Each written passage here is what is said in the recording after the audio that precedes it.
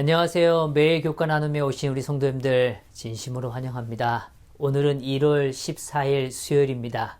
오늘 교과는 하나 되어 굳게 서라 라는 제목으로 말씀을 함께 살펴보겠습니다. 다 같이 기도하고 시작하겠습니다. 하나님, 오늘 저희들이 말씀 안에 있기를 간절히 원합니다. 아버지, 정말 세상에 수많은 소리들이 있지만 그 소리들을 다 잠재워 주시고 오직 오늘 말씀으로 다시 한번 일어나게 하여 주시옵소서.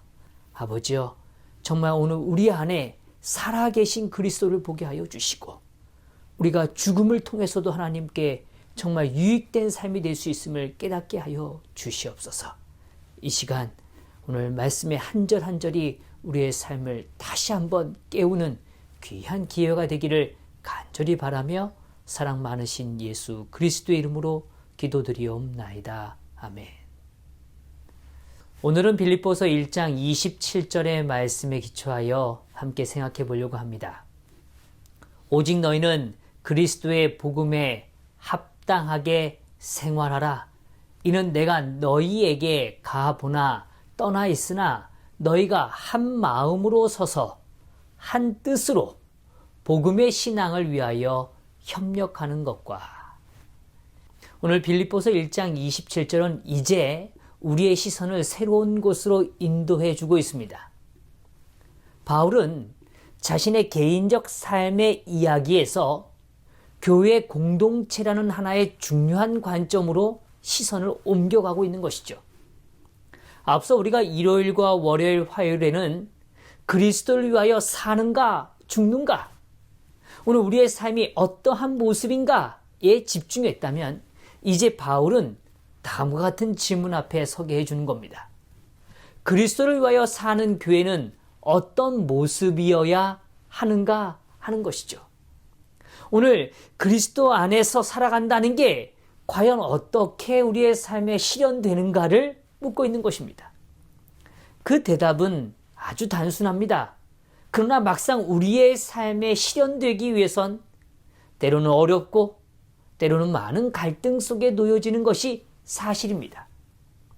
그 답은 분명합니다. 하나 되어서 굳게 서 있는 것입니다.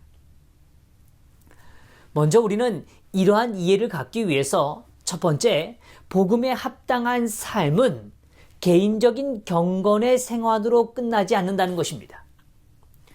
오직 너희는 그리스도의 복음에 합당하게 생활하라 라고 말하는 이 말씀에 기초해 보면 여기 교과도 언급하고 있지만 이 생활하라 라는 단어는 그 뜻은 시민으로 살아간다는 뜻이에요.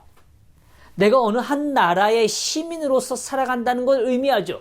근데 바울은 단순히 이 땅의 어떤 통치와 어떤 사상에 국한되어진 시민이 아니고 너희는 하늘나라 시민답게 살아가라 라고 이야기하는 것입니다.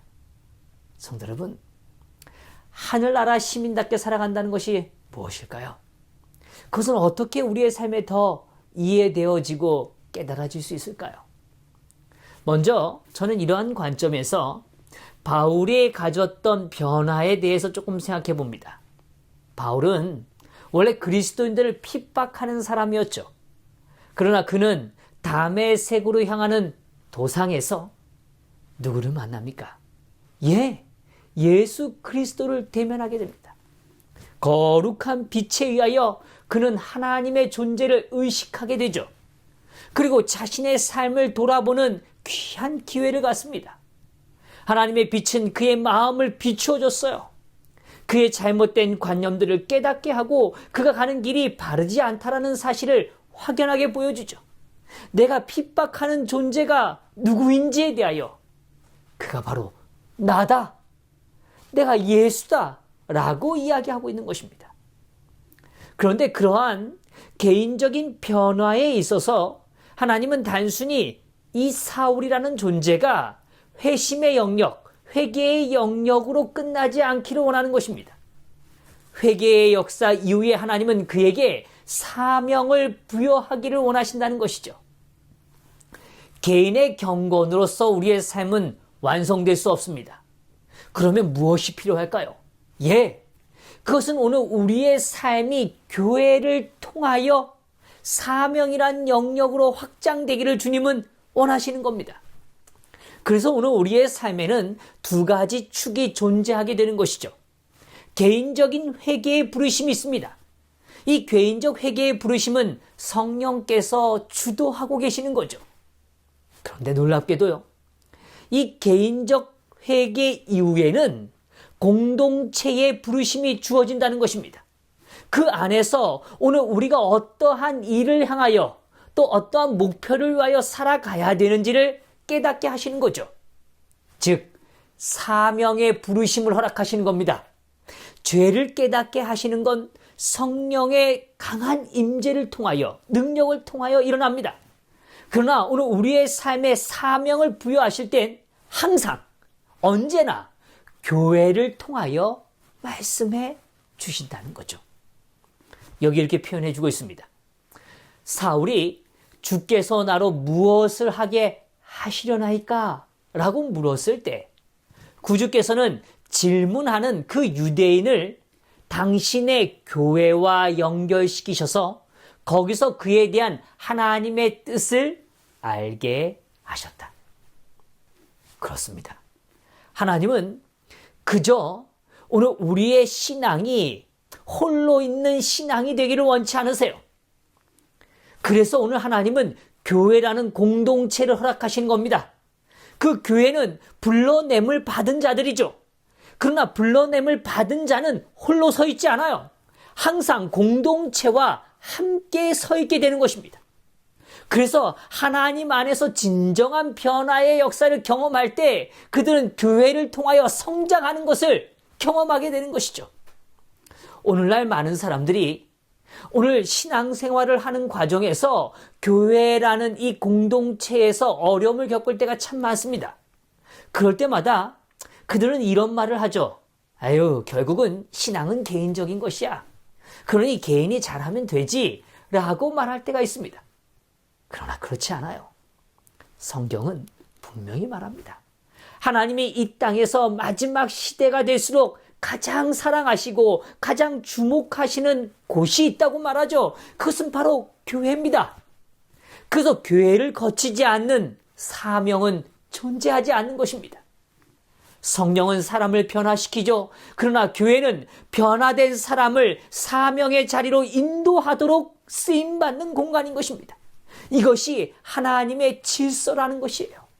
성도 여러분, 교회가 때로는 버겁거나 어렵게 느껴지실 수도 있습니다. 그러나 그럼에도 불구하고 하나님은 교회를 사랑하시고 돌보고 계십니다. 우리는 점차적으로 성장해가는 과정을 통하여 정말 남은 무리로서 우리가 꼭 경험해야 할 일은 교회 안에서의 성장이라는 것이죠. 이러한 측면에서 예수님께서는 십자가를 향하는 과정에서 마지막 그 간절한 기도의 주제는 하나로 귀결됩니다. 요한복음 17장에 있는 말씀이죠. 아버지여, 아버지께서 내 안에 내가 아버지 안에 있는 것 같이 그들도 다 하나가 되어 우리 안에 있게 하사 세상으로 아버지께서 나를 보내신 것을 믿게 하옵소서. 예수님께서는 단순히 능력을 달라고 기도하지 않으십니다. 성공을 구하지는 더더욱 않으셨어요. 그러면 무엇을 기도하셨습니까? 예, 하나됨입니다. 연합을 위하여 기도하신 것입니다. 오늘 분열된 교회는 결코 복음을 증거할 수 없습니다. 왜냐하면 그 교회가 하나됨 자체가 하나님의 복음이기 때문에 그렇습니다. 그러한 측면에서 사단의 방법도 특징도 하나로 귀결되는 것이죠. 그것은 분열입니다. 사단은 끊임없이 갈라지게 만들어요. 죄라는 것은 바로 그것입니다. 하나님과 우리의 사이를 갈라놓은 것과 같이 오늘 관계를 깨트리고 분열하게 만드는 것이 사단의 방법인 것이죠. 여기 증언복음엔 다음과 같이 말해주고 있습니다. 사단의 끊임없는 노력은 하나님의 백성들 사이에 분열과 불신을 일으키는 것이다. 사단이 가장 원하는 것이 있어요. 그것이 뭐라고요? 분열하게 되는 겁니다. 교회만이 아닙니다. 가정도 마찬가지예요.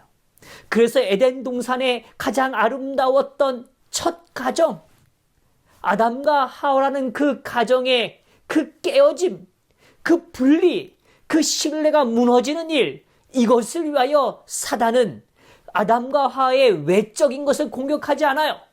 그들의 관계를 먼저 흔들어 놓는 것입니다. 하나님과 인간 사이를 분열하게 만들어요. 인간과 인간 사이를 분열하게 만듭니다. 이것이 사단이 가장 먼저 사용한 방법이고 오늘도 집중적으로 사용하는 방법입니다.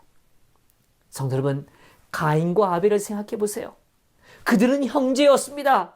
가장 사랑하는, 서로가 가장 의지하며 평생을 함께 도역할 수 있는 관계였죠. 그러나 사단은 가인의 마음을 공격하기 시작합니다. 그 공격을 우리는 잘 알죠. 비교와 질투라는 마음을 심어주는 거예요. 그래서 창세기 4장 5절에는 가인이 몹시 분하여 안색이 변하였다라고 이야기합니다. 비교하는 마음이 그의 마음의 열등감을 조장해요. 그리고 분노합니다. 결국은 살인에 이르게 되는 거예요. 분열의 결과인 것입니다. 예수님의 제자들 역시 마찬가지였어요. 오늘 그들이 예수 그리스도로 하나 되기 전에 그들은 십자가를 앞둔 자리 앞에서 서로 뭐합니까? 다툽니다. 뭘 위해서요? 누가 큰가를 놔두고 더 다투는 것입니다. 사명보다 자리에 연연하는 거예요. 십자가라는 아름다움, 하나님의 고난의 과정보다 영광 얻기를 더 좋아한 것이죠. 이것이 결국은 그들을 약화시켰던 것입니다. 초대교회도 마찬가지입니다. 그들은 내부의 갈등에 여러 어려움을 겪게 되죠. 대표적인 사례가 구제 문제로 시작되어진 헬라파와 히브리파 사이의 분열입니다. 아주 작은 일일지 몰라요. 그러나 공동체가 분열하기 시작하는 거죠. 성도 여러분, 고린도 교회도 마찬가지입니다. 오히려 역설적으로 지도자 때문에, 아니요, 지도자를 바라보는 시각으로 인하여 분열이 일어나요. 사람 중심의 신앙을 확인하게 되는 것입니다. 또한 사단은 예배 가운데 분열을 조장합니다. 성만찬이라는 아름다운 예식이지만 그 예식을 통하여 그들은 분열을 경험했어요. 성도 여러분, 하나님이 우리에게 오늘 은사를 주시죠. 그러나 그 은사 또한 분열의 도구로 사용할 때가 있다는 것입니다. 왜요? 비교하기 시작할 때요. 오늘 우리의 마음이 높고자 할 때 분열하기 시작하는 겁니다. 사단은 그렇게 우리의 마음을 끊임없이 조장하는 것입니다. 갈라디아 교회는 하나님의 복음의 본질을 놓고 분열합니다. 아, 정말 값진 것 아닙니까? 복음을 이야기하잖아요. 그런데 그들은 분열하는 거예요. 빌립보서에 일어나는 분열의 이야기는 한 개인의 갈등이 교회의 공동체의 갈등으로 확장되는 이야기가 등장합니다. 이렇듯 신약의 많은 교회들이 여전히 분열이라는 주제 앞에 싸움을 직면하고 있는 거예요. 이러한 측면에서 우리는 다시 한번 주목해야 합니다. 하나님께서 오늘 이 마지막 시대에 오늘 우리가 교회 안에서 그리고 가정 안에서 여전히 바라보고 집중해야 할 초점이 있다는 거예요. 그것이 무엇입니까?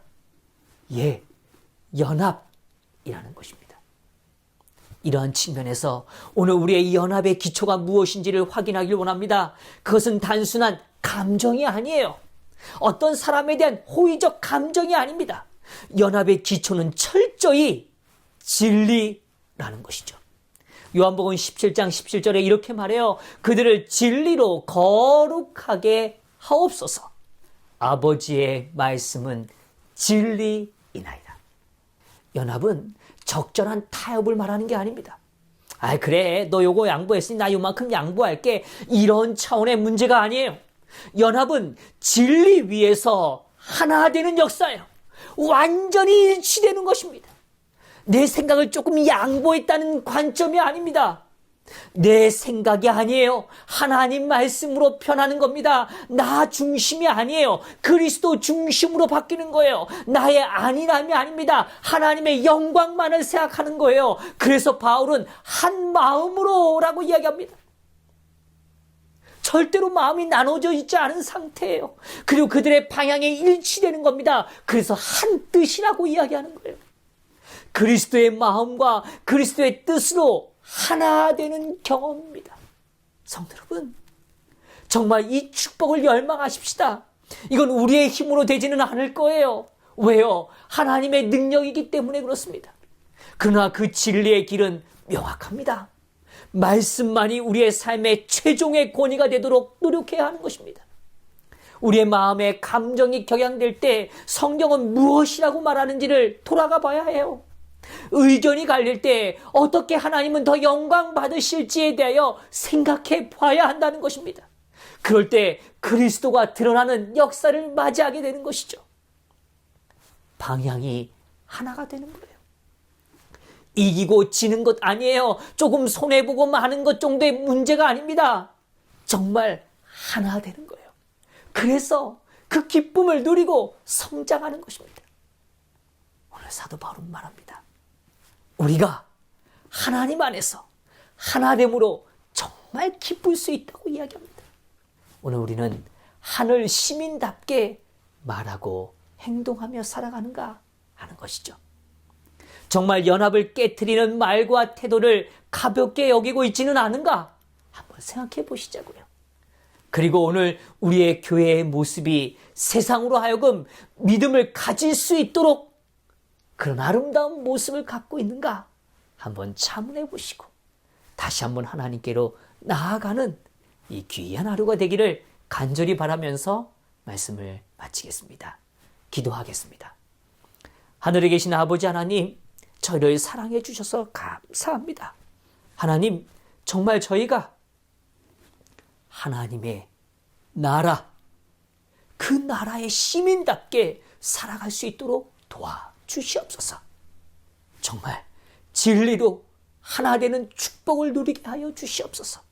사단이 가장 원하고 지금도 공격하는 부분이 무엇인지를 깨닫게 하시고 그 진리로 다시 한번 형제와 어깨를 나란히 하며 서로 부둥켜 안으며 서로를 도우며 함께 전진해가는 기쁨 속에 머물게 하여 주시옵소서.